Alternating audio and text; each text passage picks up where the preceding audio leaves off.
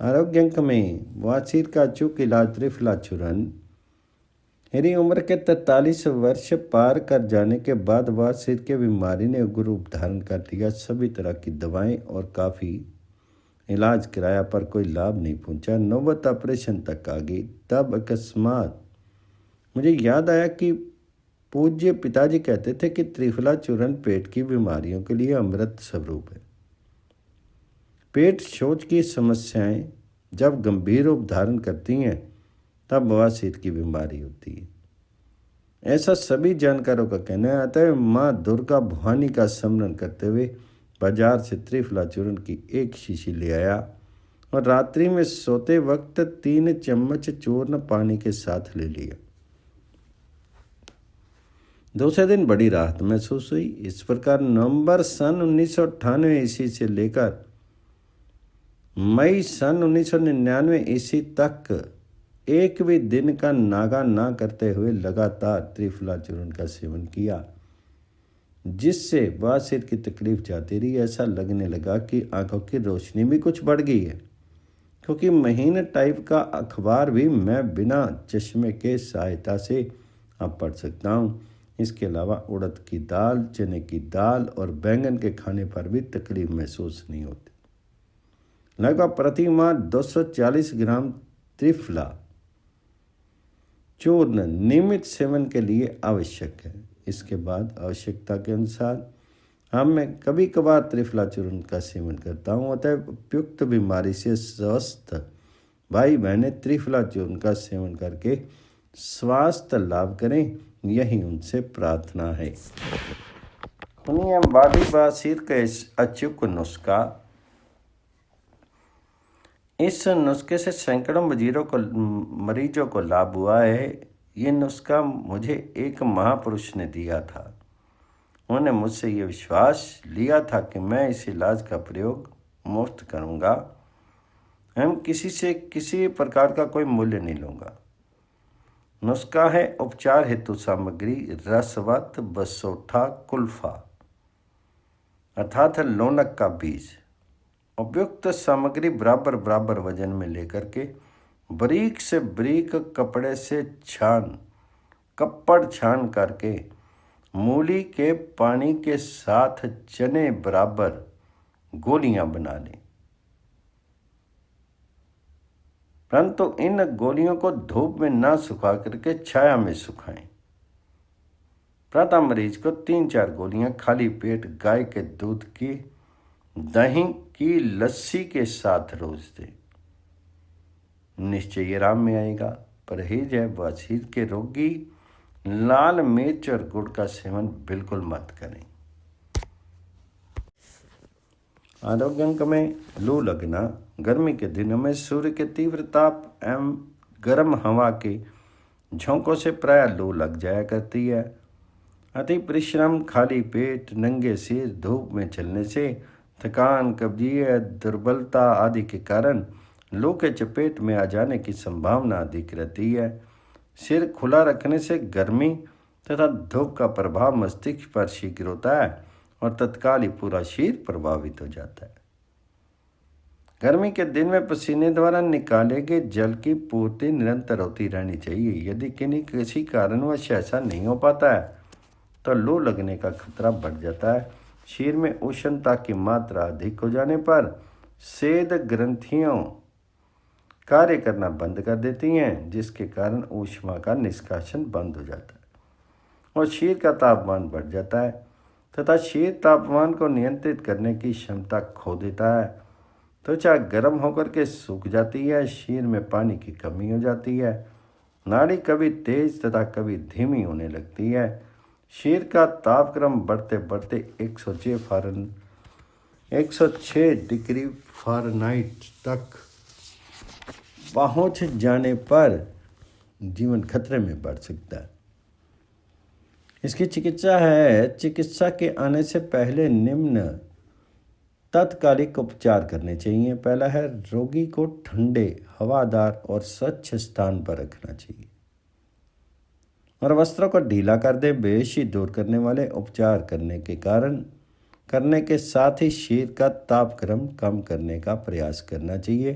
दूसरा है सिर, हाथ, पैर तथा पेट आदि को बार बार ठंडे पानी से धोते रहें। उन पर बर्फ़ के टुकड़ों को रखें।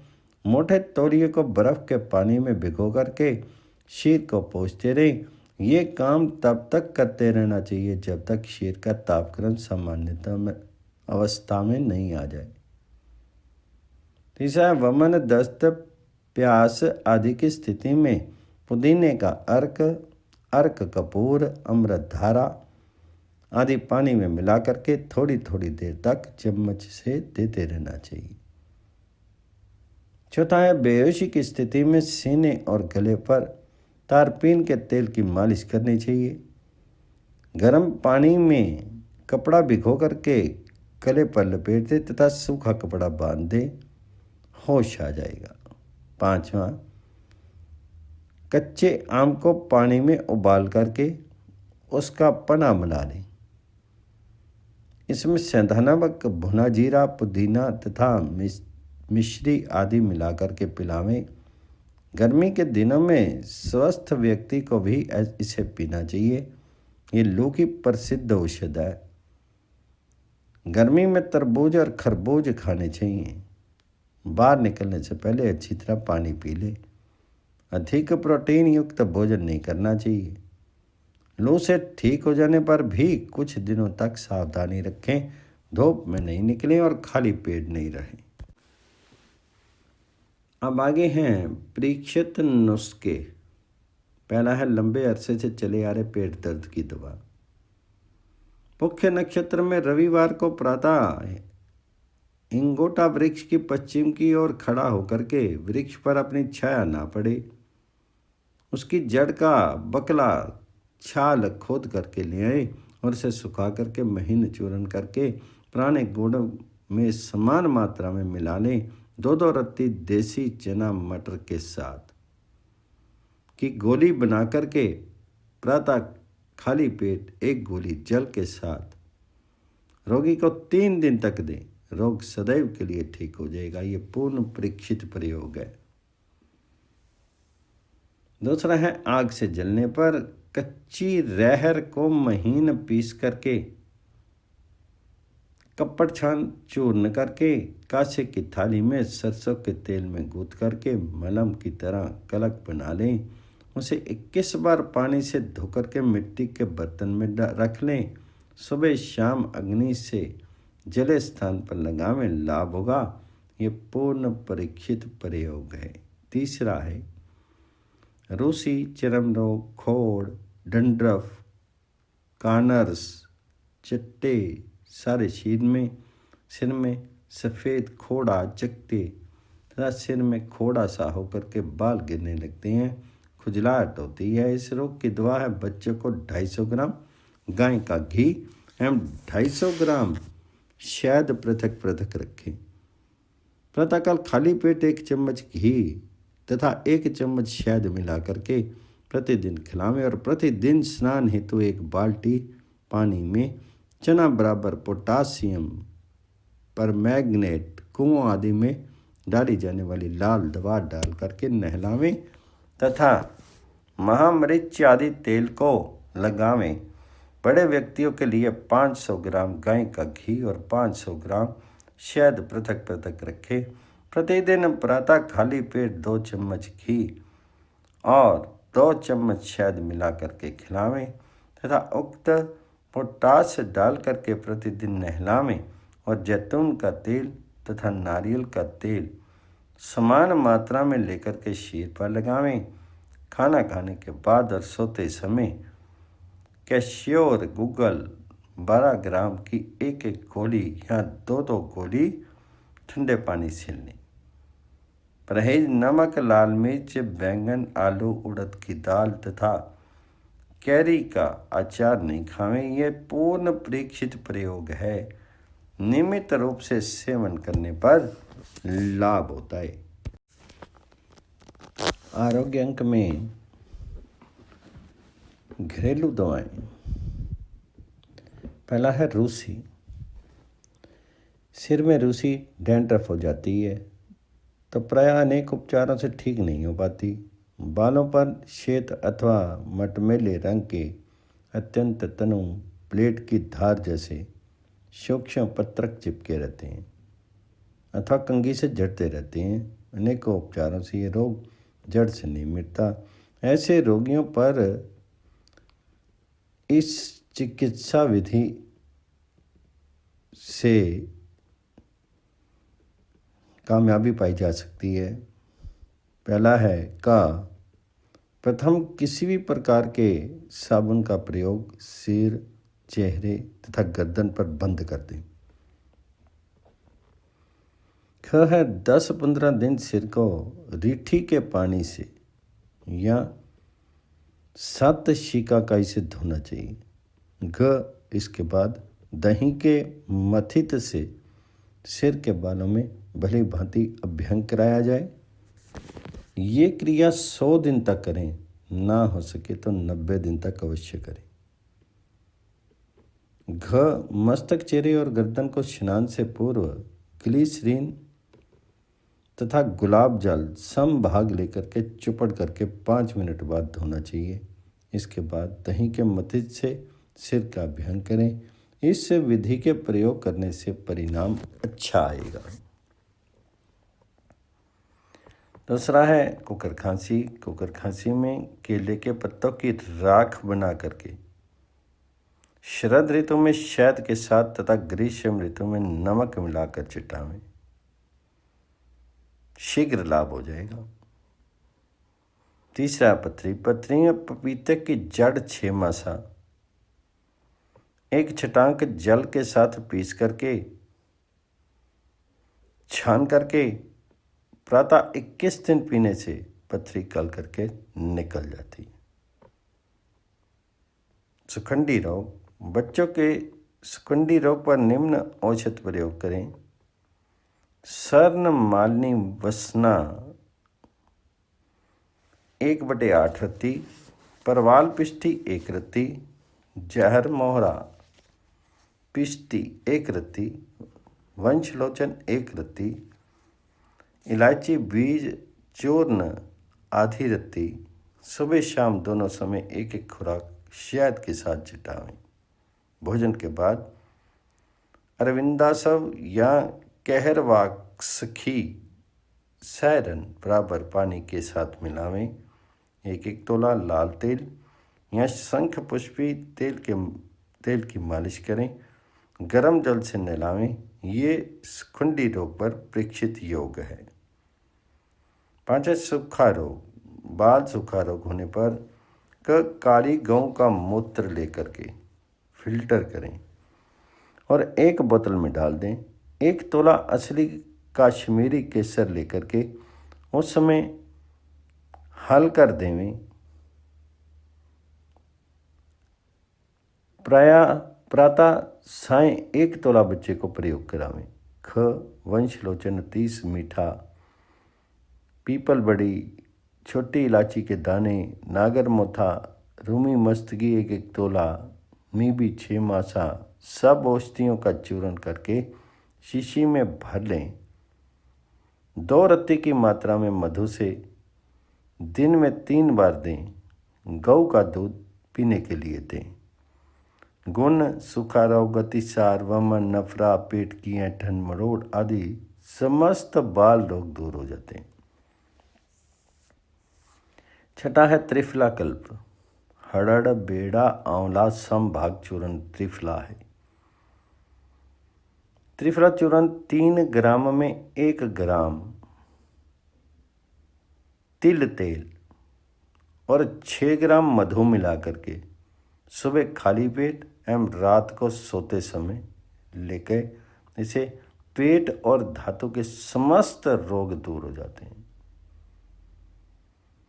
कायाकल्प के लिए उपयुक्त प्रयोग को 1 वर्ष तक निरंतर धैर्यपूर्वक करना चाहिए। इसके सेवन से उदर रोग, चर्म रोग, कान श्वास, पुरानी कवच आदि का नाश होकर के शरीर शक्तिशाली एवं कांतिमान होता है। 7 हैं दमे पर अनुभूत प्रयोग। लोग कहते हैं कि दमा दम के साथ जाता है, परंतु नीचे लिखे दमे का नुस्खा एक सफल परीक्षित प्रयोग है। मादर का फूल 1 तोला, छोटी पीपर आधा तोला, कटेरी पुष्प 1 तोला, मुलट्ठी सत्व 1 तोला। उपयुक्त चारों द्रव्यों को बारीक पीस करके धूप में सुखा लें। तत्पश्चात उचित मात्रा में शहद के साथ घोट करके गोलियां बना लें। दौरे के समय 2 गोली गुनगुने पानी के साथ निगल लें। कुछ ही क्षणों में दौरा शांत हो जाएगा। दमे के मरीज को खट्टा, तीखा एवं कड़वा पदार्थ नहीं खाना चाहिए। 8वां है ततैया का विष। ततैया के काटने पर पीले कागज को पानी में भिगोकर लगावें या नौशादर तथा चूना मिला करके मल दें।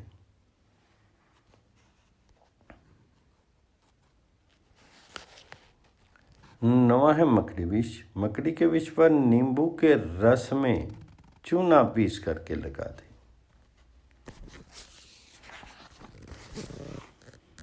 10वां है प्रसव कष्ट। भैंस के गोबर का रस 2 तोला लेकर के भैंस के पाव भर दूध में मिला करके पिलाने से प्रसव कष्ट तथा मूढ़ गर्भ से सत्वर लाभ होता है। 11वां है मत्स्य पर मुखमंडल, हाथ पैर आदि स्थानों पर मत्स्य मांसंकर हो जाने पर चूना तथा सफ़ेद सज्जी बराबर मात्रा में मिला करके साबुन के पानी में गला करके मत्स्य के ऊपर नित्य रखें। 2-3 दिन में ही मत्स्य कट करके गिर जाएंगे, किंतु उस स्थान पर हल्का काला दाग पड़ सकता है। 12 है टॉन्सिल बढ़ जाने पर, गले में दर्द होने पर गर्म पानी में फिटकरी नमक डाल करके गरारे करने से शीघ्र लाभ होता है। 13 है खांसी। अड़ूसे के पत्ते का रस 1-1 तोला प्रातः साय सेवन से शीघ्र लाभ होता है। करणपाक, जल्दी हल्दी तथा भुनी फिटकरी समभाग में लेकर के महीन पीस करके डालने से शीघ्र लाभ होता है। 15 है जल के विशेष संपर्क से हाथ पैरों की उंगलियां गलने पर मेहंदी पत्र 1 तोला और हल्दी 6 मासा दोनों को पीस करके दिन में 2 बार लगाने से 3 दिन में पूर्ण लाभ हो जाता है।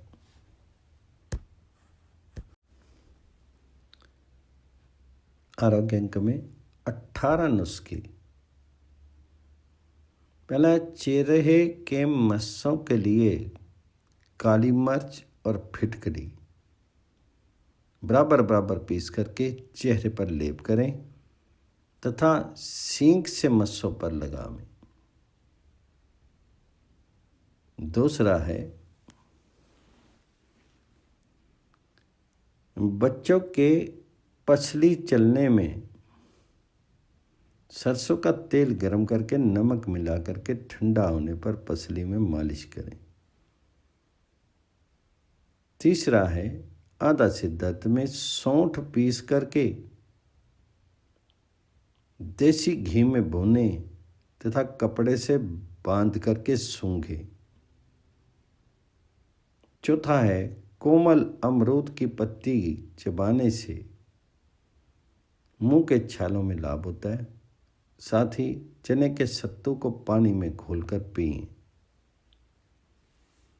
5वां, बाल तोड़ में दूध को फिटकरी से फाड़ करके कपड़े में रख करके बाल्टी तोड़ पर बांधें।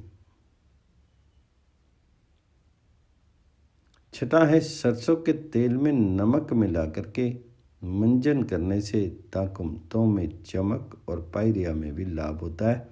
मुंह की दुर्गंध दूर हो जाती है।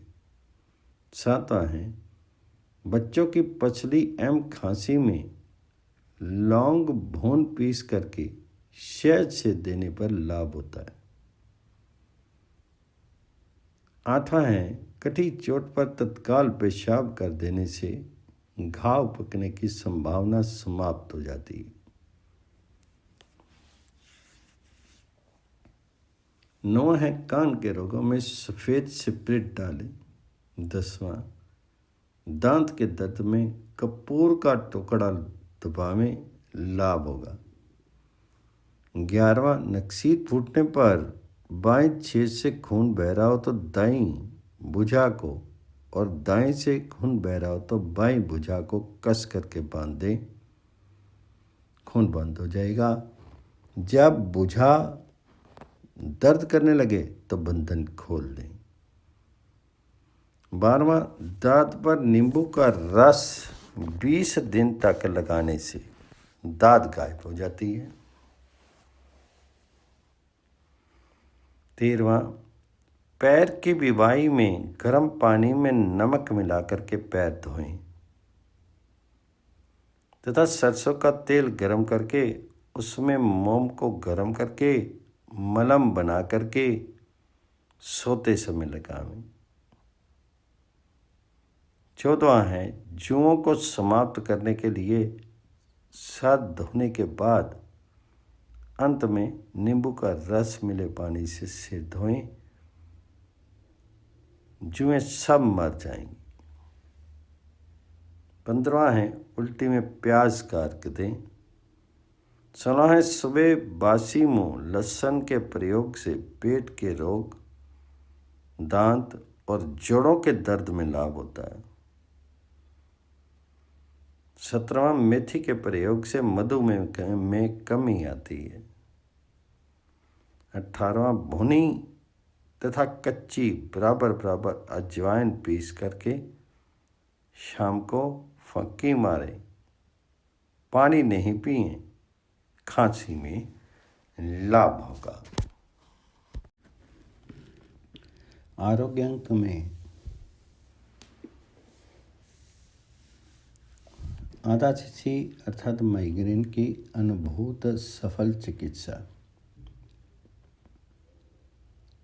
माइग्रेन वर्तमान समय का तेजी से बढ़ता हुआ एक दुखदायी रोग है।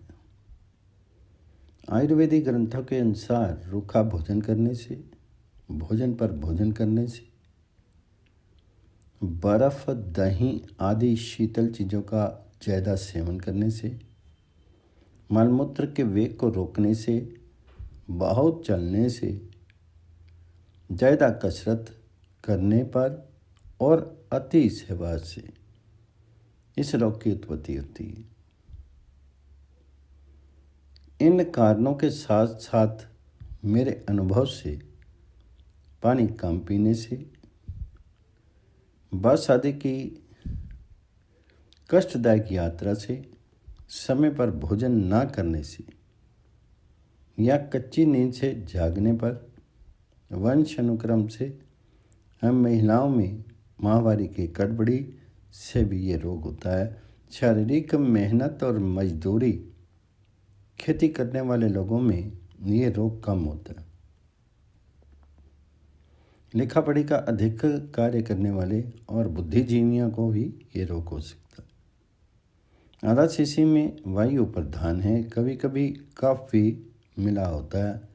25% मामलों में इस रोग का कारण त्रिदोषज भी होता है। दोषों की जानकारी से इसकी सफल चिकित्सा की जा सकती है। इस रोग का एक विशेष लक्षण है कि यदि उल्टी हो जाए या आधा एक घंटा नींद आ जाए तो रोग तत्काल शांत हो जाता है। एलोपैथिक चिकित्सा पद्धति में इस रोग में दर्द को केवल महसूस होने देने का उपाय है, पर रोग जड़ से नष्ट नहीं हो पाता। सबसे पहले रोगी से इस संबंध में पूर्ण जानकारी लेनी चाहिए। जिस कारण से माइग्रेन उत्पन्न हो उसे दूर करना जरूरी है। बहुत से लोगों को दोपहर के भोजन में देरी होने से या बहुत जल्दी कर लेने पर इस प्रकार की शिकायत हो जाती है। कुछ महिलाओं को भीड़ भारी बसों में यात्रा करने पर इस रोग का दौरा पड़ता है। अतः प्रथम मूल कारण दूर करना जरूरी है। उपचार में सर्वप्रथम रोगी की चाहे स्त्री या पुरुष पेट साफ करने की हल्की दवा देनी चाहिए। जिस दिन पेट साफ की दवा दी जाए उस दिन दोपहर एवं रात्रि के भोजन में केवल मूंग की खिचड़ी गाय के घी के साथ एवं कड़ी मीठे दही के साथ लेनी चाहिए।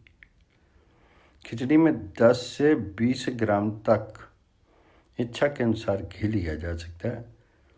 फिर उस दिन रात को सोते वक्त मधुक आदि चूर्ण या स्वादिष्ट विरेचन चूर्ण को 5 ग्राम की मात्रा में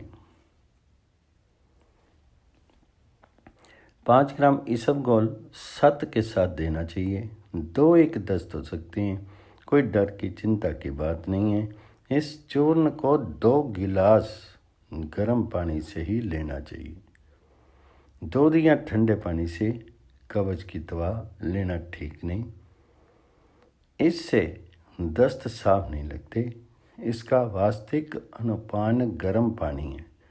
उपयुक्त चूर्ण में मुख्य द्रव्य मुलट्ठी 2 तोला, सनाई 1 तोला, सौंफ 6 मासा, शुद्ध आंवला सार गंधक 6 मासा और मिश्री 6 तोला है। इसको महीन पीस लेना चाहिए। जब 2 या 3 साफ दस्त हो जाएं तो अगले दिन से दवा शुरू करनी चाहिए। दस्त वाले दिन भी भोजन खिचड़ी कड़ी का ही करें। थोड़ा थोड़ा निवाया पानी धीरे धीरे कई बार पीना चाहिए। दवा केवल पथ्यादि क्वाथ है। पथ्यादि क्वाथ 2 तरह के हैं, एक यकृत प्लीहा के लिए, दूसरा शिरोरोग हेतु। ये दूसरा लेना है। बाजार में बना बनाया भी उपलब्ध रहता है। इसका नुस्खा इस प्रकार है: हरड़, बेड़ा, आंवला, चिरायता, हल्दी, नीम की छाल, गिलोय, इन सब औषधियों को बराबर बराबर मात्रा में लेकर के मोटा मोटा कूट लें। नीम की छाल और गिलोय अगर ताज़ा मिल जाए तो काढ़ा ज़्यादा तेज और गुणकारी बनता है। 15 ग्राम या 1.25 तोला तैयार उपयुक्त चूर्ण को 200 ग्राम पानी में उबालना चाहिए। 50 ग्राम पानी शेष रहने पर मसल करके छान लें। छानने के बाद इस काढ़े में 10 ग्राम गुड़ या चीनी या 5 ग्राम काला नमक मिला लें। काढ़ा बनाते समय बर्तन को ढके नहीं। इस काढ़े को प्रातः जल्दी खाली पेट और रात को सोते वक्त लेना चाहिए। काढ़ा लेने के बाद 30 मिनट आराम करें। यदि काढ़ा लेते ही उल्टी हो जाए तो बहुत अच्छा है, उसी क्षण से दर्द ठीक हो जाएगा।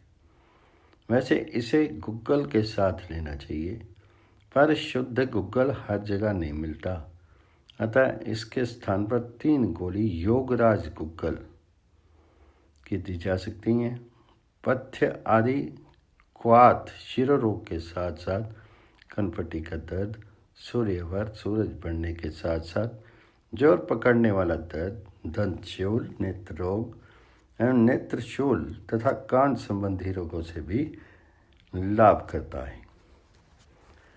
साधारण और नया सिरदर्द केवल 1 सप्ताह या 10 दिन दवा लेने से ठीक हो जाता है। पुराने रोग में 20 दिन तक या ज़्यादा दिनों तक पथ्यादि क्वाथ लेना चाहिए। इस क्वाथ के सभी घटक शरीर के लिए उपयोगी और रसायन हैं। आज से लगभग 30-35 वर्ष पूर्व बम्बई के सुप्रसिद्ध वैद्य पंडित शिव शर्मा ने मात्र इसी क्वाथ से हंगरी की एक अभिनेत्री का इलाज किया था। यदि रोगी सूर्य अवध से पीड़ित हो, इसमें सूर्य उगने के साथ सिर में दर्द बढ़ता है और दोपहर को बहुत शीघ्र बहुत तीव्र होकर के अपराह्न या शाम तक शांत हो जाता है, तो उसे सुबह जल्दी जा कर के 3-4 बजे 2 से 4 रत्ती तक कपर्दक भस्म अर्थात पीली कोड़ी भस्म 1 ग्रास गुड़ के हलवे या पेड़े के साथ देनी चाहिए। इस भस्म को अकेले नहीं चाटना चाहिए, जीभ फट जाती है। यदि शिद्दत के साथ साथ रोगी को जुकाम की शिकायत हो, पुराना क्षय रोग हो, तो फिर सीतोपलादी चूर्ण के साथ कूदंती भस्म और गिलोय सत्व च्यवनप्राश या शहद से सुबह शाम चाटना चाहिए। भोजन के बाद द्राक्षारिष्ट तथा अश्वगंधरिष्ट थोड़ा पानी मिला करके पिएं। इससे शीर का दौरा विलंब से बढ़ता है या हल्का हो जाता है। पथ्यादि क्वाथ भी चालू रखें। महिलाओं में शिद्दत की शिकायत में प्रायः महावारी की गड़बड़ रहती है, महीना साफ नहीं आता। इसमें रज परिवर्तनी वटी सर्वोत्तम है। महीना आने की तिथि से 5 दिन पूर्व 1-1 या 2-2 वटी गर्म जल से लें। कभी कभी ल्यूकोरिया के कारण भी माइग्रेन आ जाता है। शोकरिष्ट आदि औषधियों से पहले ल्यूकोरिष्ट अर्थात ब्रदर का इलाज करें या दवा के साथ ही ल्यूकोरिया की दवा भी दें। माइग्रेन के संबंध में अंतिम बात यह है कि अगर आंखों की कमजोरी के कारण या खराबी से इसका संबंध हो तो नेत्र चिकित्सा करवानी चाहिए।